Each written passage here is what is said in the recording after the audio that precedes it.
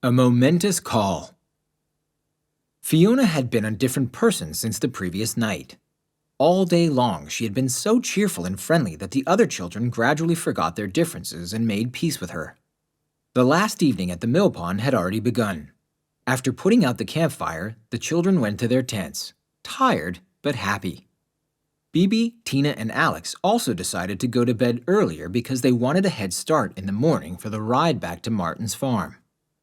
Count Falko von Falkenstein had also gone to bed early that evening. The sensational discovery in the ancient box had put him in high spirits all day long. But now he was tired and exhausted.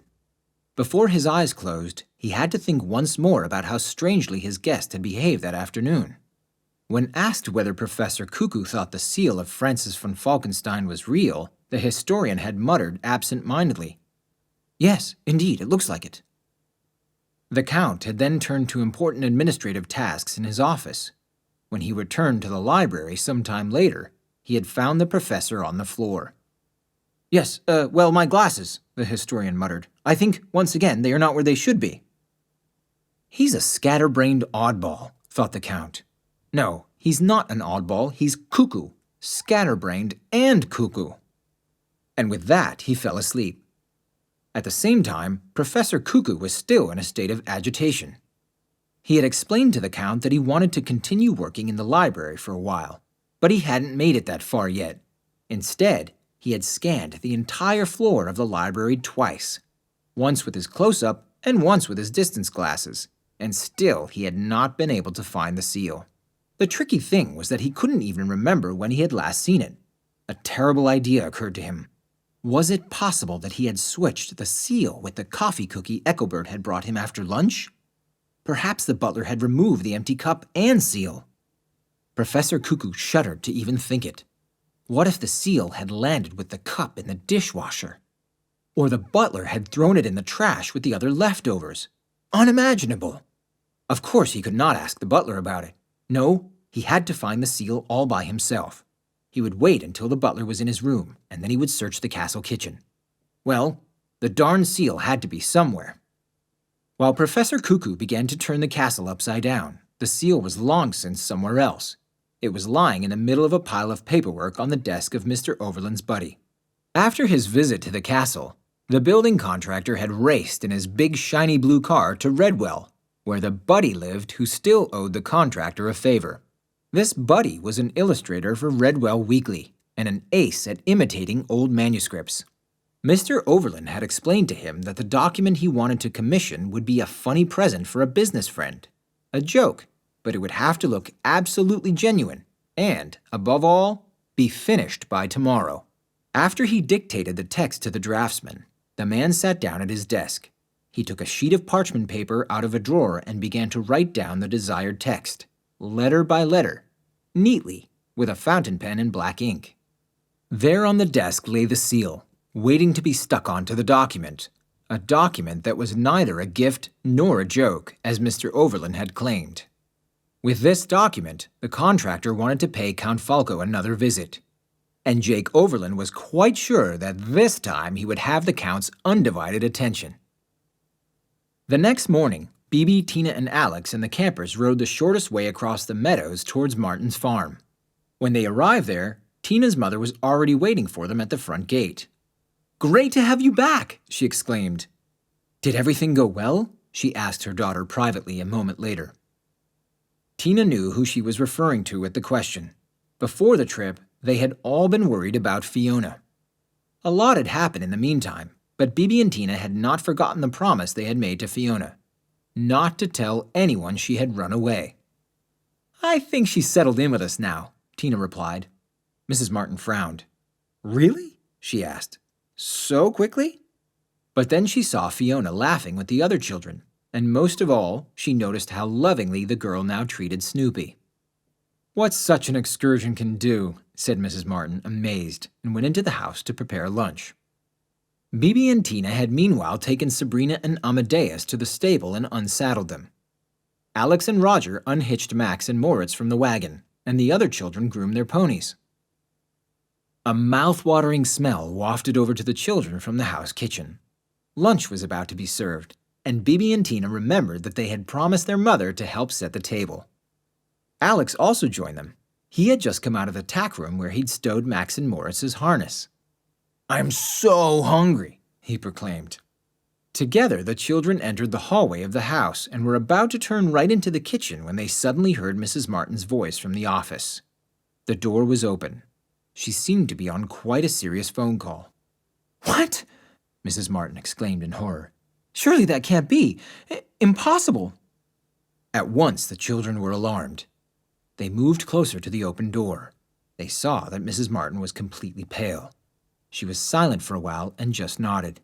Then finally she said with a defeated voice, "Yes, I understand. We'll sit down together and I will explain the matter to them." She said goodbye and hung up. Her hands were shaking. "Mom!" cried Tina, alarmed. "What's the matter?" Mrs. Martin had not even noticed the children. Tina's question startled her.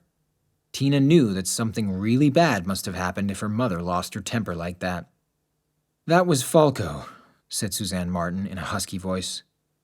"It's about Martin's farm."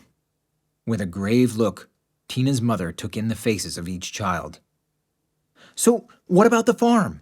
asked Tina impatiently. Mrs. Martin had to clear her throat before she could answer. "We have to leave. Martin's farm no longer belongs to the von Falkenstein family." Testing of the seal. Bibi, Tina, and Alex were stunned and barraged Mrs. Martin with questions, but she had to sit down first. When she had regained her composure, Mrs. Martin suggested getting Roger right away. Tina hurried out and came back a little later with her brother. He, too, was completely beside himself, as Tina had already told him on the way what Mother had said. "Is this true?" he shouted angrily. "We have to clear out of Martin's farm? There's no way! It can't be!" "I'm afraid so," sighed Mrs. Martin. "Tell me, Mom," Tina pleaded. "What exactly did the Count say?"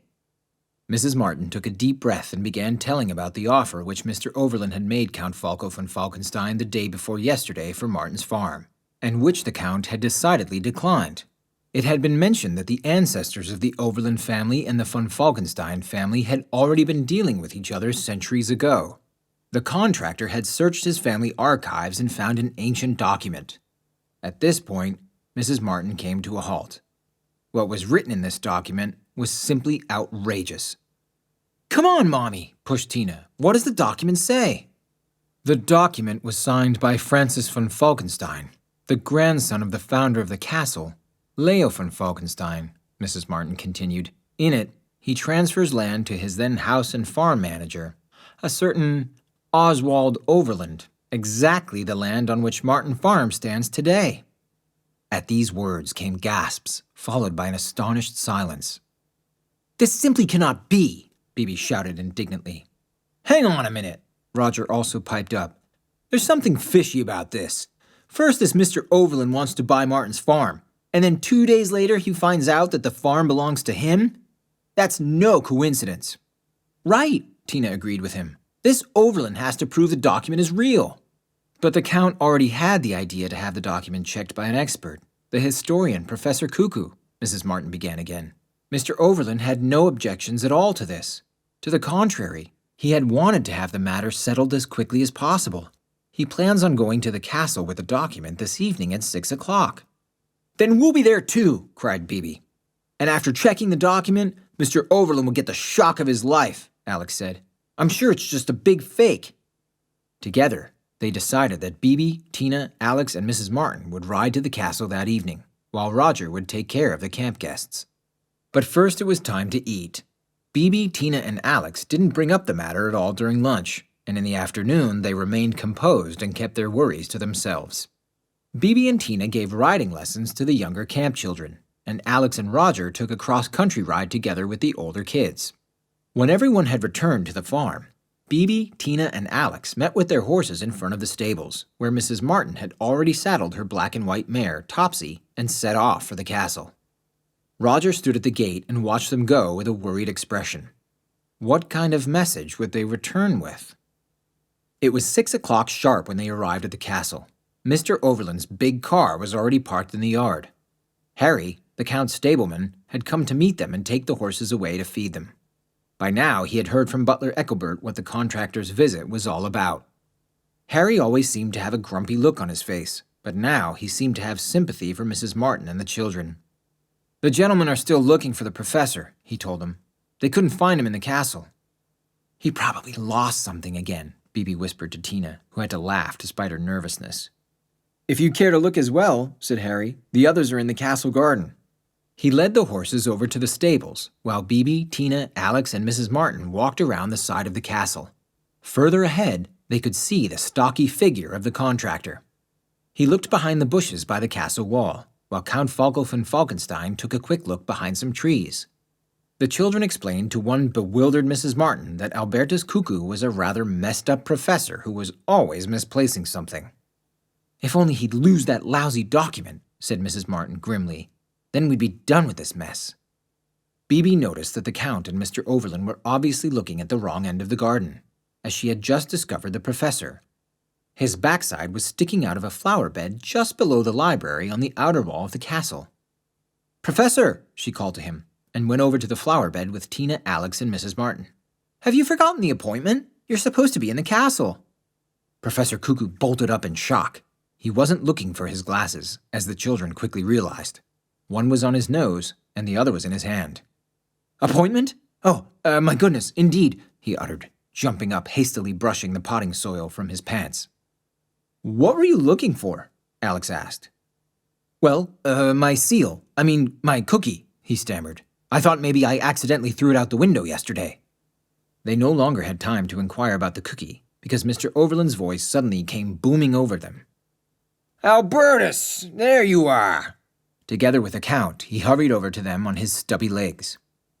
"Ah, if it isn't Mrs. Martin and the children," cried the contractor. "Well, have you packed yet?" Mrs. Martin's face darkened at once. Tina had never seen her mother so angry. Mrs. Martin shot Mr. Overland a poisonous look and hissed, "I wouldn't be so sure of myself if I were you." "But my dear," Mr. Overland smiled hypocritically at Mrs. Martin, "I never do anything until I'm absolutely sure of myself." "Wait and see," replied Mrs. Martin. "The professor has not yet delivered his verdict." "Which brings us to the subject at hand," the Count joined in. "That's right," obliged the contractor. "Now that we've found our expert, let's go right in. And post-haste, if you please. Time is money," he exclaimed, hurriedly making his way towards the castle entrance. "Have courage, Suzanne," whispered the Count to Mrs. Martin. "This will all be cleared up in a moment." Mrs. Martin just nodded. She was just as queasy as the three children. Count Falko von Falkenstein was also greatly upset by the matter. Not only his family's estate was at stake, but the welfare of his dear childhood friend, Suzanne Martin, and her children, Roger and Tina. Butler Ethelbert was already waiting for them at the entrance and led them through the hall into the salon. There they all sat down at the table. Without further ado, Mr. Overland took a parchment from his briefcase and spread it out on the table in front of Professor Cuckoo. "Now, say quickly, Albertus, that this is the real document," he urged. "Then the matter will be settled." "Objection," protested the Count.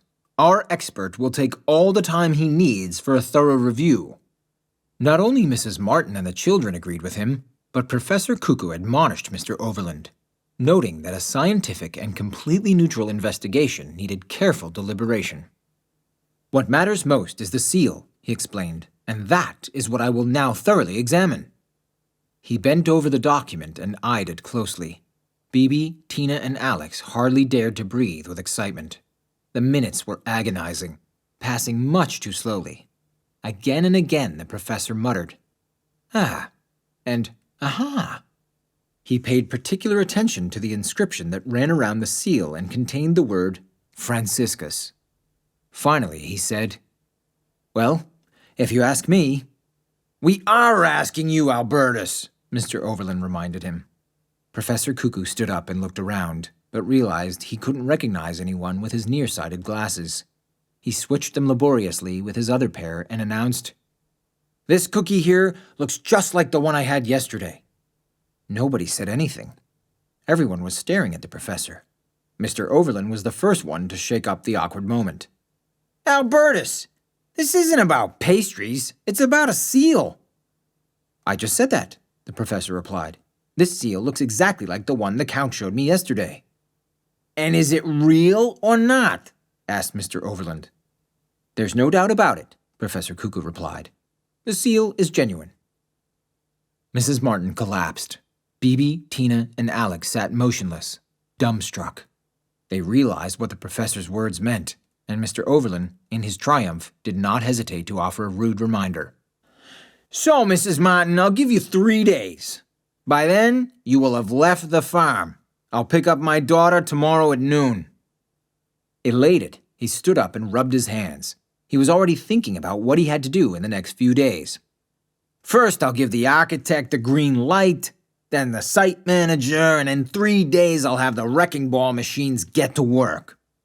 Mr. Underland, the Count bellowed with disgust, one would expect a little more sensitivity. The contractor, who was several days ahead in his thoughts, looked at the Count in surprise. Only now did he seem to have understood what he had just heard. My name is Overland, and I've never gotten anywhere with sensitivity, he said. And with that, the contractor crossed the room on his short legs and slammed the door shut with a bang as he left. Over and out. Downhearted and still in disbelief, Bibi, Tina, and Mrs. Martin rode back to Martin's farm. The Count had suggested that Mrs. Martin keep her horses at the castle for the time being. There were still stalls available, and in the surrounding paddocks, enough space for all of them anyway. The mill farmer had agreed on the telephone that the dairy cows and chickens could be kept at his place. As they figured, he charged them a steep fee for this, but Count Falkenstein had offered to help pay a portion. They had also called Roger from the castle. He had listened in silence while his mother told him the story of the seal. Mrs. Martin had asked him to inform the children's parents that they were to pick them up first thing tomorrow after breakfast. Roger, with a choked-up voice, had promised to do so. My goodness, Mrs. Martin suddenly remembered. I've forgotten our goat, Sir Billy. And where will we put our ducks? The rabbits? And the little kittens? Tina began sobbing. Stop it, Mommy. I can't hear it. Even Bibi could no longer hold back the tears. It was bad enough for her that her summer paradise was now over. But Tina had grown up on Martin's farm. She had spent her whole life there, and now suddenly all that was gone. It's no use, Tina, sighed Mrs. Martin. These things have to be done, and we only have 3 days. I know, sniffed Tina, but this is all so terrible. Once again, she looked back at Falkenstein Castle. It towered high above the treetops of the surrounding forest. The sun was already approaching the horizon, and the towers and battlements glowed red in the evening light. Only 3 more days, Tina thought. Then I won't be able to ride to Martin's farm from here ever again. The children were already in bed when the 3 riders arrived at Martin's farm. Roger was waiting for them outside the stables. Speechless, he squeezed his mother tightly. Shall I help you with the saddle? He then asked his sister. Tina shook her head. No thanks, Roger, she said, and quietly added, I would like to do that all by myself. Bibi and Tina lovingly brushed and groomed Sabrina and Amadeus and took much more time for this than usual. The horses sensed that something was wrong. Again and again they nudged Bibi and Tina with their soft muzzle, as if they were trying to comfort them. At least the 2 girls were allowed to keep their favorite horses, even if they would no longer be at Martin's farm. How often and when they would find time to ride them in the future was written in the stars. The Count had promised that the Martin family would be allowed to stay in the guest rooms of Falkenstein Castle for as long as necessary. But this was only a temporary solution. Tina's mother had already mentioned looking for an apartment in Falkenstein or Redwell. Mrs. Martin returned Topsy to her stall and came back from the stable. She looked tired and depleted. Mom? Asked Tina. Bibi and I would like to spend the night in the barn one last time. Would that be all right? Mrs. Martin nodded. She knew that the hayloft was Bibi and Tina's favorite place and could well understand that the 2 wanted to say goodbye. But try to go to sleep quickly, she said. The next few days will be quite tiring. She went back to the house, and Bibi and Tina led Sabrina and Amadeus to the stable. Before they closed the stall doors, they squeezed and patted their 2 darlings once more. Good night, my sweet, whispered Tina in Amadeus's ear. Bibi felt a lump in her throat. Again the tears welled up and she couldn't say a word. Tina took her friend in her arms. "Come, Bibi, we have to go to sleep now." They took their sleeping bags from their room, brushed their teeth, and went back over to the barn. The girls climbed the steps of the hayloft ladder and set up a cozy place in the corner. Neither of them spoke a word, as they were mulling over the many adventures they had had on Martin's farm, the plans they had made together in their hiding place, and the many secrets they had shared there. The two friends slipped into their sleeping bags and cuddled up close to one another. They didn't have to say anything. Each of them knew without words what the other was thinking. Bibi puts one and one together. The next morning, Bibi and Tina woke up very early. Hubert's powerful cock-a-doodle-doo resounded across the courtyard. They packed their sleeping bags and went over to the house. Mrs. Martin was also awake. From the kitchen, the girls heard the rattling of pans and caught the heavenly scent of hot cocoa drifting by their noses. They took a quick shower and slipped into their riding clothes. Their first task of the day was to take Nora and Topsy to Falkenstein Castle. One by one, they would bring the other horses over there as well. Before they set off on their first ride, they drank a cup of cocoa with Mrs. Martin in the kitchen and ate a breakfast bun with jam. The two of them were quietly relieved that they didn't have to take on the unpleasant task that Tina's mother was facing. In a moment, she would explain to the summer camp children that they were going to be picked up by their parents after breakfast. There would certainly be a lot of excitement, likely followed by tears. Above all, the girls did not want to meet Fiona's father again. The thought alone of Mr. Overland immediately made them sick with anger. "I should have cast a spell on him right from the start. Into an earthworm," Bibi muttered. "Or a cookie yesterday. Professor Cuckoo could have thrown him out the window." They heard the first children waking up in the back of the guest wing.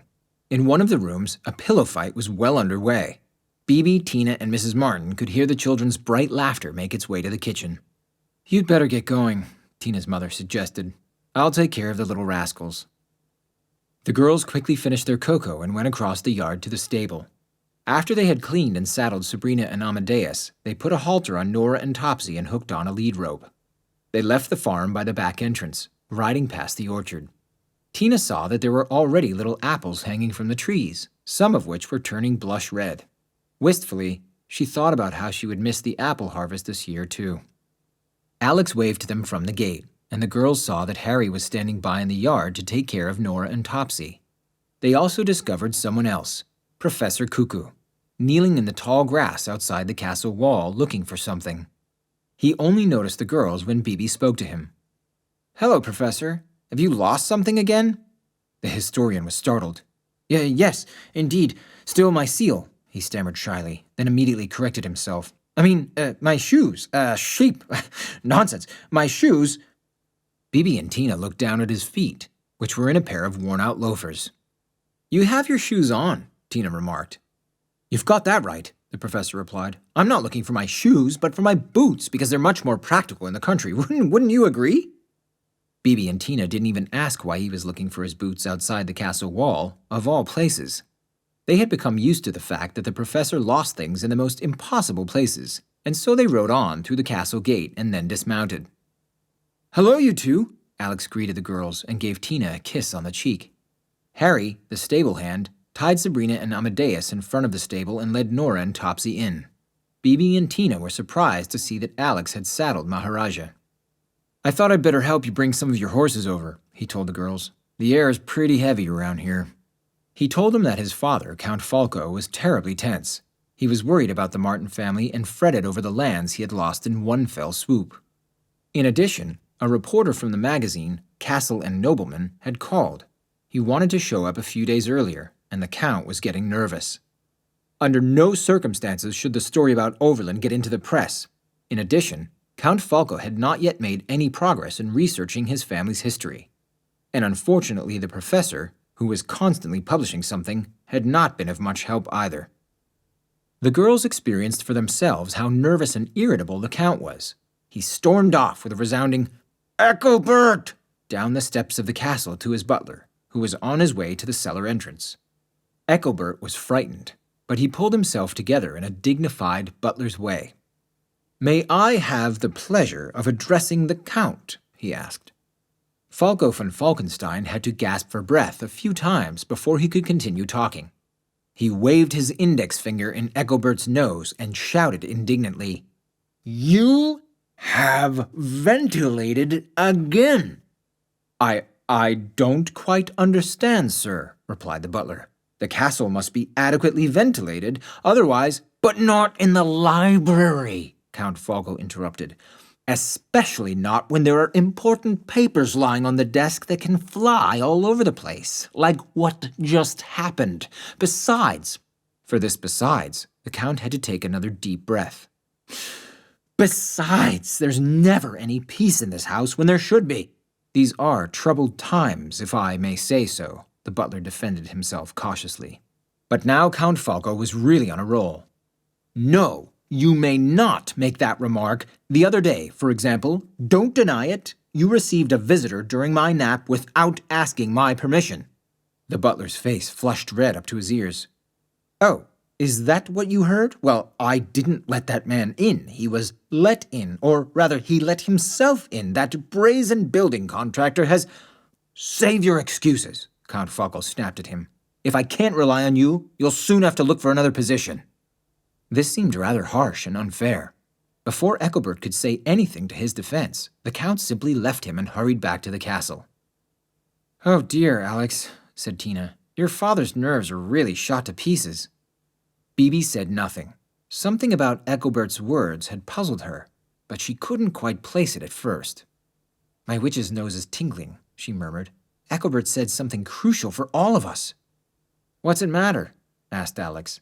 "Some papers got mixed up in the library and my father got mad." No, I'm not talking about the papers," Bibi kept thinking. "This business regarding a visit, there was something strange about it." "Because the visitor let himself in?" considered Tina. "That's it!" cried Bibi. She ran like lightning after the butler, who had already descended the steps to the cellar entrance. "Stop! Ethelbert, wait!" "What can I do for you?" the butler asked in surprise. "That visit you were just talking about, the contractor," exclaimed Bibi excitedly. "It wasn't Jake Overland by any chance, was it?" Yes, this impertinent man just pushed me aside and went straight to Professor Cuckoo in the library," complained Ethelbert. Bibi looked at her friends with a triumphant sparkle in her eyes. "So that's it. You only have to put two and two together. Now I understand what happened here." Bibi, however, was the only one who did so. Her friends looked at her perplexed. "You've lost me completely," Alex confessed. "Twice now we have seen Professor Cuckoo looking for something," explained Bibi. "Yesterday he claimed he was looking for a cookie. Now it's his boots he's missing." Alex still did not understand. "What do cookies and boots have to do with Mr. Overland?" "It's not about cookies and boots," Bibi said impatiently. "That was just him talking his way out of it. First he said something else, then corrected himself." Tina suddenly lit up. "The seal!" she cried. "He said he was looking for a seal. And yesterday," Bibi continued, "after examining the document, he said, 'This seal looks exactly like the one the Count showed me. Don't you get it?' First the Count showed him the seal of Francis von Falkenstein. Then Mr. Overland came, and afterwards Professor Cuckoo was desperately looking for a seal." "Wait, Bibi, once again very slowly," Alex asked. "There's no time for that now," urged Bibi. "Tell your father quickly. We must go to Martin's farm immediately, and we'll take Professor Cuckoo too." Bibi ran off with Tina towards the castle gate to fetch the professor. "I should talk to my father? When he's in such a horrible mood?" Alex shouted helplessly after them. "Yes, Alex," Bibi hollered back. "You must." She thought of Mr. Overland, who would soon arrive at Martin's farm to pick up his daughter. They had to catch him there. If Bibi's thoughts were right, this could save the entire farm. If they were right. But they are, thought Bibi. They certainly are. Where's Fiona? As Bibi and Tina had expected, there was a great deal of excitement among the children after they had learned from Mrs. Martin that they would be leaving the farm that day. Everyone had burst into wild chatter. Can you believe it? Leaving Martin's farm? Now? So suddenly? But why? Asked Fiona. Oh, it's so beautiful here. I don't want to leave. I don't want to leave, she whimpered. Fiona felt terribly lost. She had finally grown to love Martin's farm and had found such great new friends. Linus and Lena, and above all, her beloved pony, Snoopy. A little while later, she overheard Mrs. Martin say to Roger, "When you've finished working in the cow barn, please put the bridles and saddles together. As soon as the horses and ponies are at Falkenstein Castle, we'll bring them all with the van." Did that mean that it wasn't just the summer camp kids who had to leave? Also, the ponies would leave Martin's farm? No, that could not happen.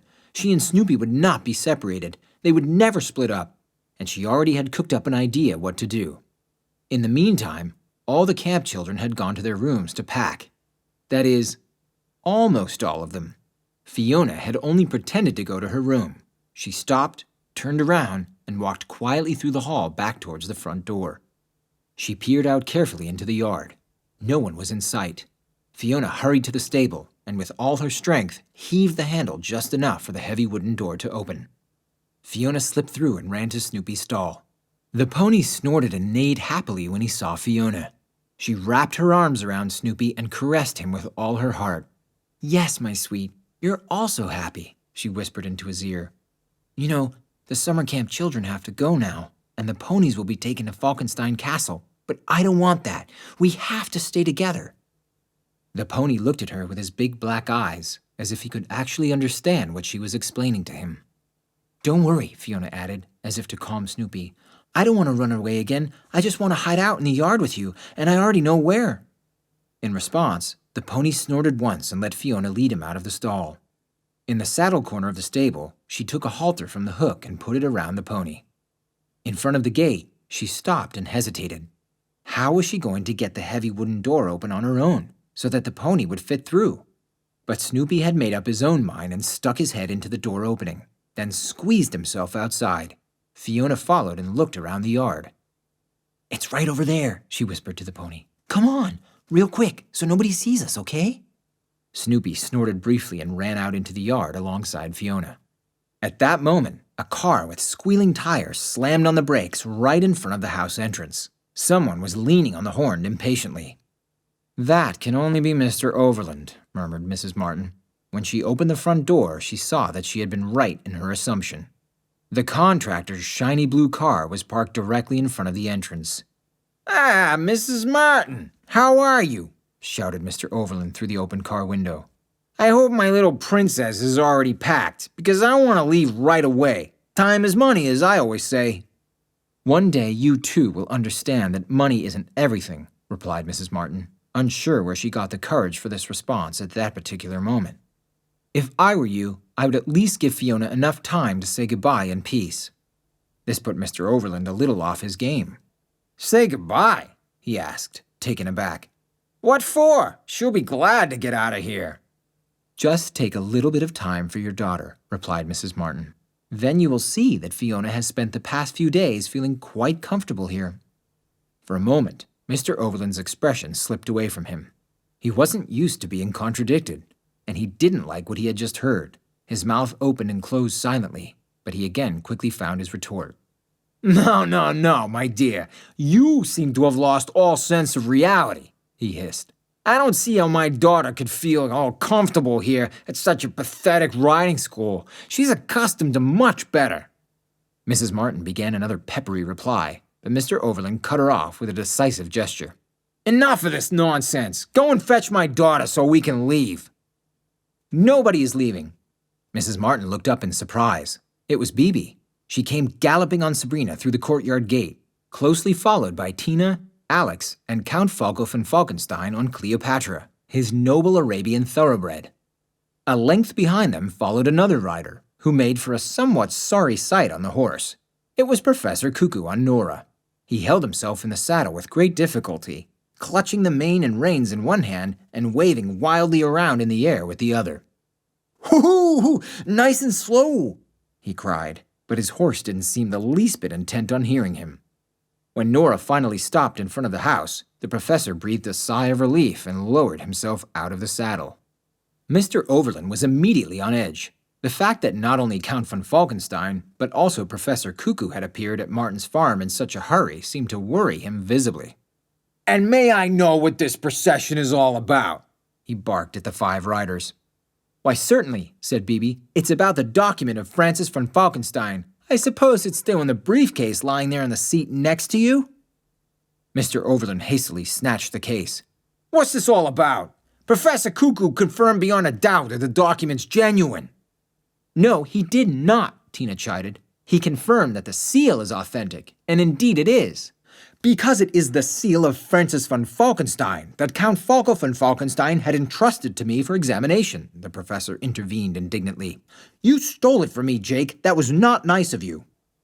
That, gasped Mr. Overland. You'll have to prove it to me first. Nothing could be easier, Bibi replied. Let's see the document. The contractor was visibly cornered. That's absolutely out of the question. Professor Cuckoo eyed him sternly over the edge of his glasses. Open the bag, Jake. This is serious. This time it's not just about marbles you steal from your friends. Fine, growled Mr. Overland. Reluctantly, he removed the document from his pocket. Bibi stuck out her hands and cast a spell. Eeny, meeny, blackbird song, to whom does the seal truly belong? Whiz, whiz. With a swooshing sound, little magic stars sparkled from Bibi's fingers through the car window to the document. They circled around the seal, which tore itself from the paper with a whoosh and flew in a high arc into the hand of Count von Falkenstein. That settles it, cried Alex. The seal belongs to my father. Mr. Overland has stolen the seal and stuck it onto a false document. The contractor didn't pay him any attention, but Bibi's spell had rattled him. What was that? He cried. Magic? There's no such thing. That's just some silly trick. No, it's not, Tina said coldly. Bibi is a witch, and she can actually perform magic. She turned to her friend. Bibi, didn't you want to turn Mr. Overland into an earthworm? Oh, yes, said Bibi enthusiastically and raised her hands. When Mr. Overland saw the determined expression on her face, he finally came to his senses. Okay, it's true, he confessed. I screwed up. The document is a fake. Martin's farm and the surrounding land belonged to Count Falko von Falkenstein and his family. When I heard that there was a certificate confirming this land was actually transferred to my family, I wanted to make it happen. After all, I have wonderful plans for Martin's farm. It could be a fantastic country club. But this is already a dream paradise, said Bibi indignantly. Ask your daughter. She'll confirm it.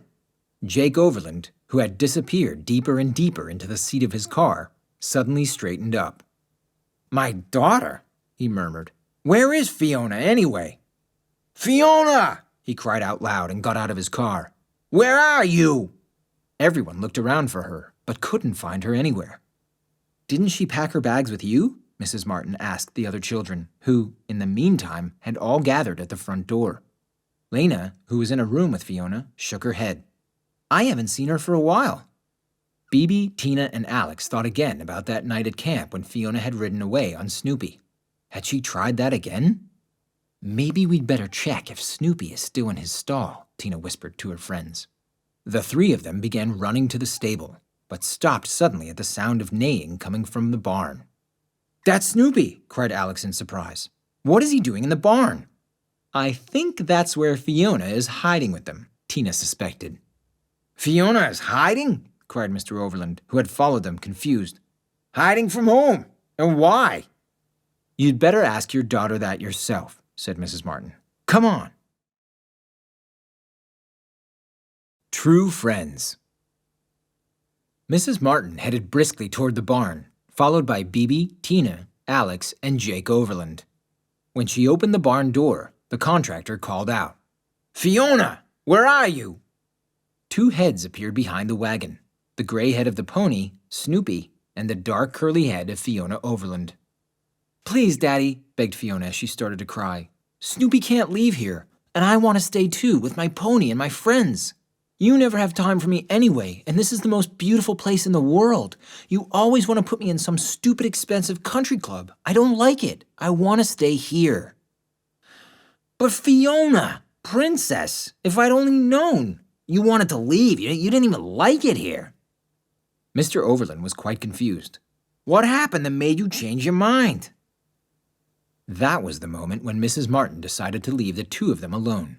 She closed the barn door carefully. I think, she said thoughtfully, father and daughter have a lot to talk about. And maybe you'll tell me what really happened on your trip. There must be a reason why Fiona changed her mind. She turned to her daughter. Bibi and Tina looked at each other, and then they told Mrs. Martin what had happened, about the fight with Fiona, how she had run away, and that Snoopy had saved her. When Mr. Overland finally stepped out of the barn, he had his arm around his daughter. He walked straight up to Mrs. Martin and the Count, shook her hand, and said apologetically, "I'm sorry. So truly, truly sorry. I shouldn't have done what I did. I had no right, neither the right to forge the document, nor the right to destroy your home. Only now do I realize what a phenomenal place Martin's Farm really is, even without a luxury hotel, golf course, and all the frills. After my daughter told me all about it, I realized that it doesn't always matter if something is expensive and high class. What's important are friends. Friends who help you when you're in need." "Does that mean we can stay on the farm?" asked Mrs. Martin. "But of course," the Count proclaimed. Overland has admitted that the document is not genuine. In fact, this is a case of fraud. But in light of the fact that nothing really terrible has happened yet, I think we should just agree to let the matter rest." "And because I'm really sorry about all this," cried Mr. Overland, relieved, "I suggest we celebrate with a big party, with all new and old friends, and I'm paying for the whole thing." He looked at his old friend Albertus Cuckoo firmly. "To friendship," cried the professor. "To Martin's Farm," cried the Count, "and its wonderful inhabitants. May it remain so for generations to come." A fantastic party was held that evening at Martin's Farm with all of the summer camp children. The Count of Falkenstein and his son, Professor Cuckoo and his old friend Jake Overland, Mrs. Martin, Roger, Tina and Bibi, and of course Fiona, who sat together with her friends Lena and Linus around a big campfire. Bibi, Tina, and Alex were sitting together on a tree trunk a bit further from the others when Bibi gave Tina a light nudge. "Look," she cried, pointing up to the night sky where a shooting star was twinkling. "Come on, let's make a wish." Tina closed her eyes. What would she wish for? She could think of nothing else but what she had wished for a few days ago at the mill pond. She smiled. Tina had the sure feeling that her wish from the other day had already been fulfilled. She had the best friends in the world and the best family one could ever imagine. No, she didn't have to make any more wishes. With all of the wonderful people around her, it would always remain so beautiful here at her beloved Martin's Farm.